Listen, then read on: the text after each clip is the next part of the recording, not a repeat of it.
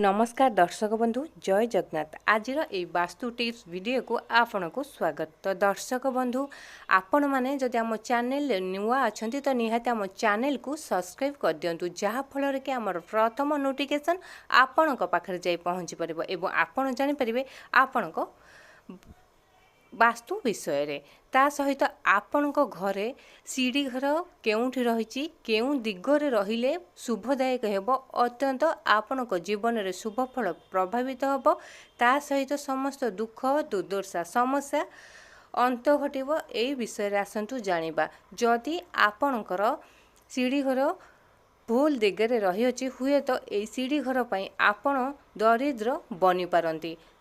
जदि आपणक सीढ़ी घर ठीक अच्छी तो यही वास्तु विचार अनुजाई आपणक जीवन में सुख शांति समृद्धि भरीजा सहित कोटिपति बनी पारंती। प्रतिटी कार्य आपण सफलता पाइबे। दर्शक बंधु जेपरी ज्योतिष शास्त्र अनुसार ग्रह नक्षत्रंकर राशि परिवर्तन घटी थाए ठीक सेहीपरि वास्तु अनुसार आम जीवन शैली रे परिवर्तन घटी थाए।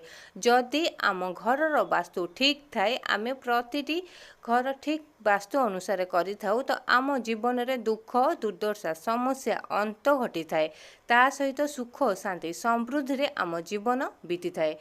दरिद्र आम पाखक केबे आसी न थाए। प्रतिटी कार्य आमे सफलता प्राप्ति होता। तो एबे आसंतु ए वीडियो रे जानिबा आपण मानकर सीढ़ी घर केउठी रहिले एवं केउ दिगरे रहिले आम पई अत्यंत शुभदायक हेबा सहित आम जीवन में धनर वर्षा होता है। तो दर्शक बंधु आपण माने निहाती आम चैनल को सब्सक्राइब कर दियंतु। दर्शक बंधु वास्तुशास्त्र अनुसार घरर प्रवेश द्वारे शास्त्रिक किंबा ओम आकृति लगेवा द्वारा आम परिवार सुख शांति समृद्धि बुद्धि पाई थाए। किंतु आमे जदि सामान्य किछि भूल करि थाउ तो एहार प्रभाव आम घर उपरे पड़ी थाए वास्तु उपरे पड़ी थाए जोटा कि आमको दुख दुर्दशा जीवन में आनी थाए।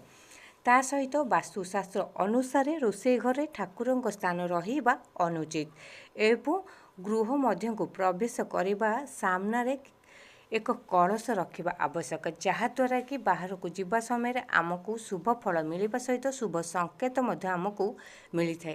दर्शक बंधु वास्तुशास्त्र अनुसार बहुत किछि एपरि अछि जोटा आमे समाधान करिपरिबा आम जीवन शैली रे या व्यवहार करिपरिबा। तो एबे चलंतु जानिबा आम सीढ़ी घर केउ दिगरे एवं केउ कोणरे एवं केउठी रखिले आम वास्तु अनुसार शुभ होता है। आम परिवार पई सुख शांति समृद्धि आनीदेवा सहित आम जीवन में धन धान्य परिपूर्ण हो जाए।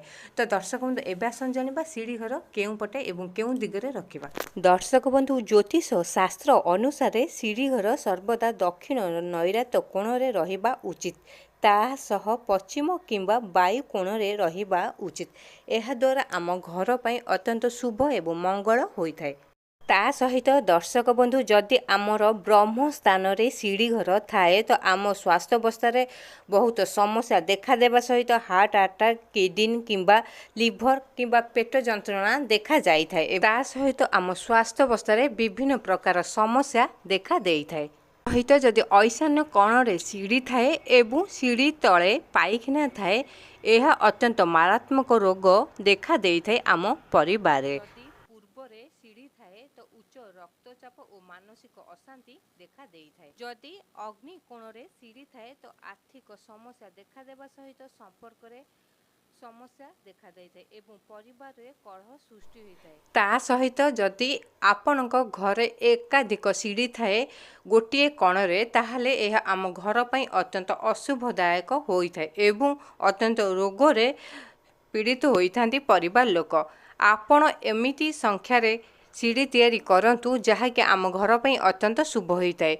एमिति कि 17, 19, 21 एहीपरि संख्यारे आपण जदि सीढ़ी करिथांती बा एतिकटा सीढ़ी आपणकर होता है तो आपणक पई अत्यंत शुभ होता है। ता सहित दक्षिण बा नैऋत्य कोण पश्चिम किंबा वायु कोण रे सीढ़ी घर करवा उचित। यह द्वारा कि आम परिवार सुख शांति समृद्धि मिलवा सहित आम घरे सदा सर्वदा धनर अभाव न थाए। प्रतिदिन आम घरे शुभ फल मिलवा सहित शुभ कार्य होता है। ଯାହା ଫଳରେ କି ଆମ ପରିବାରକୁ କେବେ ଦରିଦ୍ର ଆସିନଥାଏ। ତ ଦର୍ଶକ ବନ୍ଧୁ, ଯଦି ଆପଣଙ୍କ ସିଡ଼ି କୌଣସି ଭୁଲ ସ୍ଥାନରେ ବା କୌଣସି ଭୁଲ କୋଣରେ ରହିଯାଇଛି ତ ଆପଣ ଏହାର ଉପଯୁକ୍ତ କାର୍ଯ୍ୟ କରିପାରିବେ, ଯାହାଫଳରେ କି ଆପଣଙ୍କ ଜୀବନରେ ସୁଖ ଶାନ୍ତି ସମୃଦ୍ଧି ଫେରିଆସିବା ସହିତ ଆପଣଙ୍କ ବାସ୍ତୁ ମଧ୍ୟ ବଦଳି ଯାଇପାରିବ। ଆପଣଙ୍କର ସିଡ଼ି ଘର ଆପଣଙ୍କ ଭାଗ୍ୟ ମଧ୍ୟ ବଦଳେଇ ଦେବ ଯଦି ଆପଣ ଆପଣଙ୍କ ସିଡ଼ି ଘରକୁ ସଠିକ୍ କୋଣରେ କରିଥାନ୍ତି। ତ ଦର୍ଶକ ବନ୍ଧୁ, ଆମର ଏ ବାସ୍ତୁ ଟିପ୍ସ ଭିଡ଼ିଓଟି ଆପଣଙ୍କୁ କେମିତି ଲାଗିଲା ନିହାତି କମେଣ୍ଟ ବକ୍ସରେ ଜଣାଇବା ସହିତ ଭିଡ଼ିଓଟିକୁ ଲାଇକ୍ କରନ୍ତୁ, ସେୟାର କରନ୍ତୁ ଏବଂ ଚ୍ୟାନେଲଟିକୁ ସବସ୍କ୍ରାଇବ୍ କରନ୍ତୁ।